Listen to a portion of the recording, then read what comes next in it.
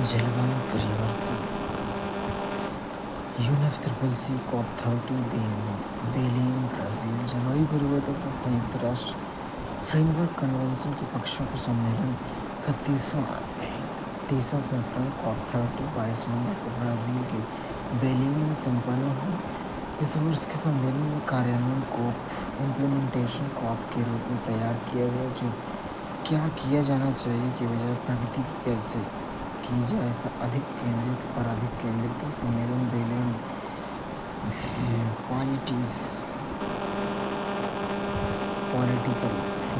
Political package को अपनाने के साथ समाप्त हुआ। ब्राज़ील की अध्यक्षता में 3 प्रमुख प्राथमिकताओं पर बल दिया गया: बहुपक्षवाद को बढ़ावा सुदृढ़ करना, जलवायु कार्यवाही को लोगों पर केंद्रित करना, पेरिस समझौते के कार्यान्वयन में तेजी लाना।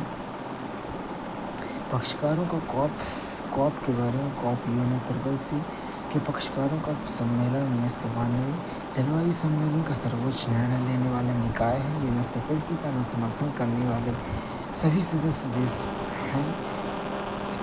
पहला COP बर्लिन में 1995 में हुआ। आगामी COP के मेजबान COP31 2026 में तुर्की में हुआ। COP32 2027 में इथियोपिया अदीस अबाबा में होगा। COP33 2028 में होगा। भारत में प्रस्तावित है, यदि चयनित हुआ 2002 में COP8 के बाद दूसरी बार होगा। अध्यक्षता संयुक्त राष्ट्र के 5 क्षेत्रों Africa, Asia, Latin America, Caribbean, मध्य और पूर्वी यूरोप, पश्चिमी यूरोप तथा अन्य के बीच सक्रिय रूप से वितरित होती है। मेजबान का चयन क्षेत्रीय सहमति से होता है, मतदान से नहीं होता। मेजबान का चयन क्षेत्रीय सहमति से होता है, न कि मतदान से। COP30 के बारे में बेलिंग ब्राज़ील में आयोजित किया गया परिणाम बेलिंग पॉलिटिकल पैकेज को अपनाने के साथ संपन्न हुआ। बदलाव अंतिम परिणाम में जीवाश्म ईंधन को चरणबद्ध तरीके से समाप्त करने, फॉसिल फ्यूल फेज आउट के संदर्भ में निर्णय के संदर्भ में हटा दिया गया, जो पहले के ड्राफ्ट में मौजूद था। मुख्य लक्ष्य पेरिस समझौते के अनुच्छेद 9.1 के दायित्व सहित जलवायु वित्त पर 2 वर्षों की वार्ता प्रक्रिया पर बल दिया गया। भारत का दृष्टिकोण: भारत ने सम्मेलन के प्रमुख परिणामों का समर्थन किया है। COP30 के प्रमुख परिणाम में बेलिंग हेल्थ एक्शन प्लान, इसका अनावरण COP30 के समर्पित स्वास्थ्य दिवस 13 नवंबर 2025 को किया गया था। जलवायु स्वास्थ्य जोखिम पर अपनी पहली वैश्विक योजना, जलवायु अनुकूल स्वास्थ्य प्रणालियाँ, ऊष्मा स्वास्थ्य तैयारी, जूनोटिक निगरानी, स्वास्थ्य समानता, जलवायु न्याय और सामुदायिक नेतृत्व वाले अनुकूलन को प्राथमिकता देती है। Tropical forest forever facility TFF Brazil औपचारिक रूप में TFF लॉन्च किया है, जिसे प्रदर्शन के लिए भुगतान पेमेंट फॉर परफॉर्मेंस मॉडल के रूप में डिजाइन किया गया है, जो उष्णकटिबंधीय वन प्रदेशों को पुरस्कृत करने हेतु सहमत उपग्रह निगरानी मानकों तथा प्रणालियों का प्रयोग करता है। TFF का लक्ष्य सार्वजनिक और निजी निवेश के माध्यम से $125 बिलियन एकत्रित करना है, जिससे वनों को संरक्षण करने वाले देशों को भुगतान के लिए रिटर्न का उपयोग किया जाएगा। ब्राज़ील को इस सुविधा से $1 बिलियन का निवेश किया है। ब्राज़ील ने इस सुविधा में पहला $1 बिलियन निवेश किया। भारत एक पर्यटन के रूप में TFF के रूप में शामिल हुआ। शांता मार्टा सम्मेलन 2026 कोलंबिया और नीदरलैंड द्वारा प्रस्तावित इस पहल का उद्देश्य जीवाश्म ईंधन के चरणबद्ध समापन के विधिक, आर्थिक, सामाजिक, तकनीकी पहलुओं की जांच करना है। बेलिंग 4 सतत विकास, सतत ईंधन प्रतिज्ञा, जैव ईंधन, बायोमास, हरित हाइड्रोजन सहित 2035 तक सतत ईंधन उपयोग को 4 गुना करने की प्रतिबद्धता है। बेलिंग राजनीतिक पैकेज जीवाश्म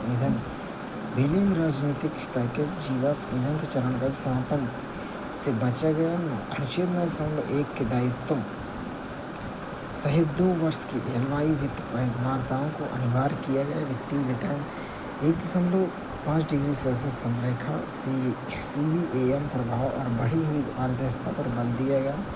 भूख, गरीबी और जन केंद्रित जलवायु कार्यवाही पर बेलियम घोषणा 43 देशों और यूरोपीय संघ द्वारा समर्थित। अनुकूलन में सामाजिक सुरक्षा, फसल बीमा, महिला नेतृत्व युक्त अनुकूलन, सामुदायिक शासन को प्राथमिकता देता है। ग्लोबल मोटिराव निर्णय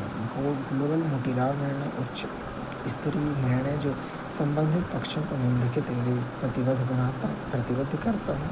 2035 तक प्रति वर्ष $1.3 ट्रिलियन का जलवायु वित्त, 2025 तक अनुकूलन वित्त को दोगुना करना, 2035 तक 3 गुना करना, 60 संकेतकों के साथ अनुकूलन पर वैश्विक लक्ष्य GGA को अपनाना है।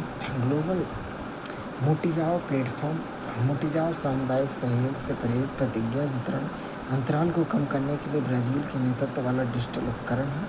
न्यायसंगत संक्रमण तंत्र श्रम समावेशन पर ध्यान केंद्रित करते हुए सहयोग क्षमता निर्माण, प्रौद्योगिकी हस्तांतरण और न्यायसंगत संक्रमण के लिए ढांचा, निवेश योग्य राष्ट्रीय कार्यान्वयन को बढ़ावा देना।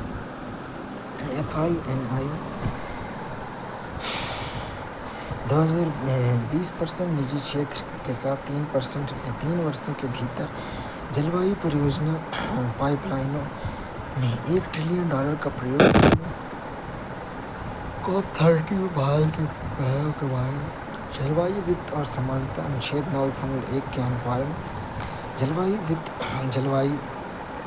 अनुमानित जलवायु वित्त अनुदान आधारित सहायता हेतु व्यापक प्रयास।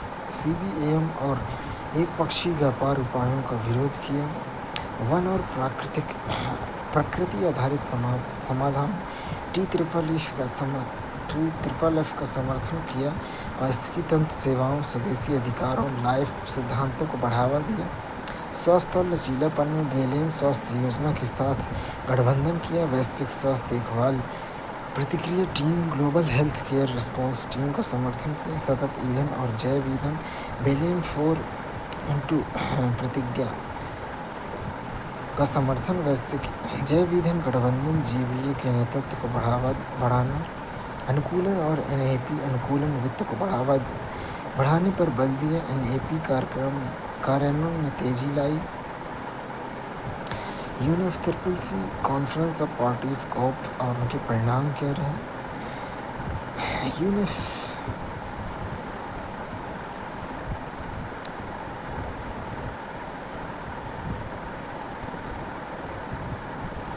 UNFCCC का सर्वोच्च निर्णय निकाय COP है। इसकी बैठक प्रत्येक वर्ष आयोजित की जाती है जब तक कि पक्षकार देश या COP पार्टी अन्यथा कोई निर्णय नहीं लेते हैं। बैठक का आयोजन वॉन सचिवालय में होता है।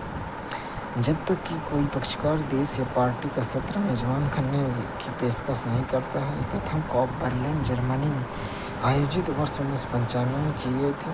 COP3 वर्ष 1997 में क्योटो जापान में क्योटो प्रोटोकॉल अपनाया गया था। विकसित देशों को उनके उत्सर्जन लक्ष्य को कम करने हेतु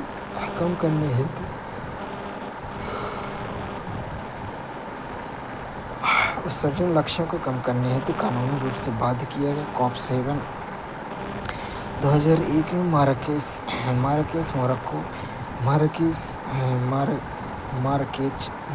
मार्राकेच समझौते पर हस्ताक्षर। क्योटो प्रोटोकॉल के समर्थन के लिए आधार निर्मित किया गया। COP8 वर्ष 2002 में नई दिल्ली में COP8 हुआ। भारत दिल्ली घोषणा पर सर्वाधिक निर्धन देशों के विकास की आवश्यकता पर बल दिया।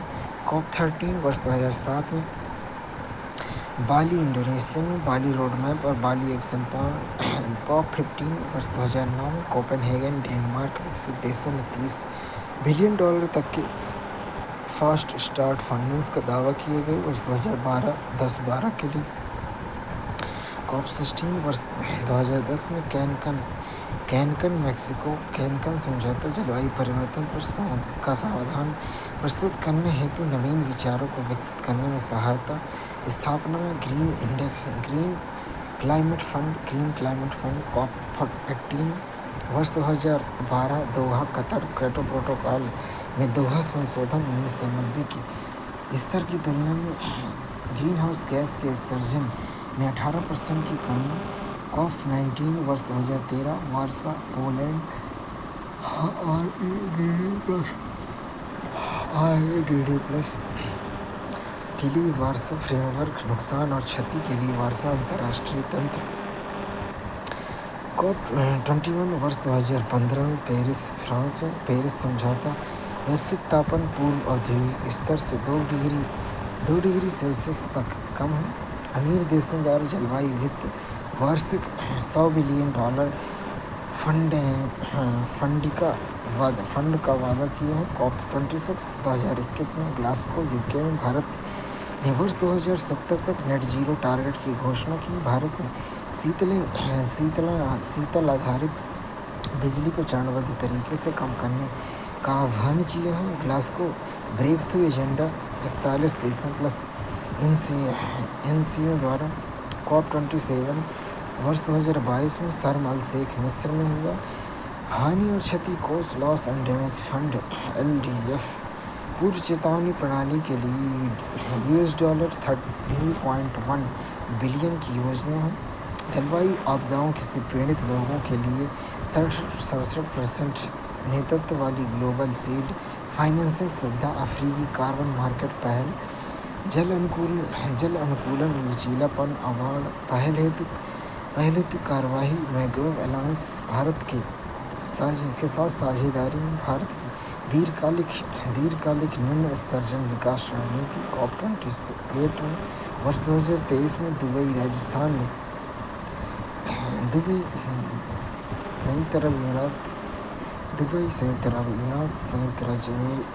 संयुक्त अरब अमीरात, जर्मनी, यूके, यूरोपीय संघ, जापान द्वारा लॉस एंड डैमेज फंड के लिए 700 मिलियन अमेरिकी डॉलर देने का वादा किया। वर्ष 2050 तक शून्य उत्सर्जन के लक्ष्य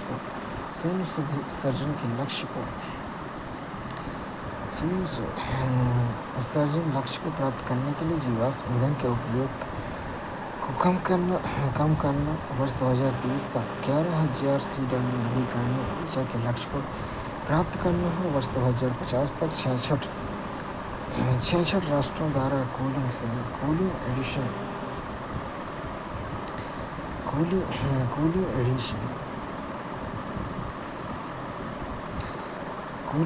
वर्ष 2050 तक 66 राष्ट्रों द्वारा कूलिंग एमिशन में 68% की गारंटी दी जाएगी। वर्ष 2050 तक वैश्विक जलवायु कॉप 28 2050 तक 66 राष्ट्रों द्वारा अनुकूलित एडिशन 68% की चुनौती की कटौती आएगी। वर्ष 2050 तक बेसिक 2050 तक वैश्विक परमाणु ऊर्जा क्षमता को 3 गुना करना है। कॉप 28 में भारत के नेतृत्व में पहल शुरू की ग्रीन क्रेडिट इनिशिएटिव। इसके अंतर्गत पर्यावरण अनुकूल कार्य उपजाऊ भूमि पर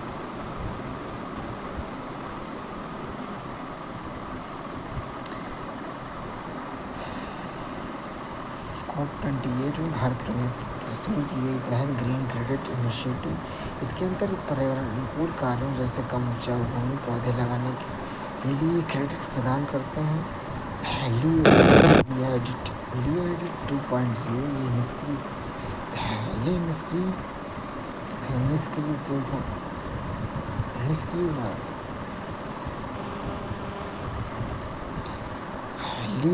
2.0 ये निष्पक्ष उद्योग परिवर्तन और कम कार्बन प्रौद्योगिकी का समर्थन कर सकते हैं। Global river cities alliance CRCE नदियों के सतत विकास और लचीलेपन साझा प्रयासों का अनुभव को बढ़ावा देता है। 4 औद्योगिक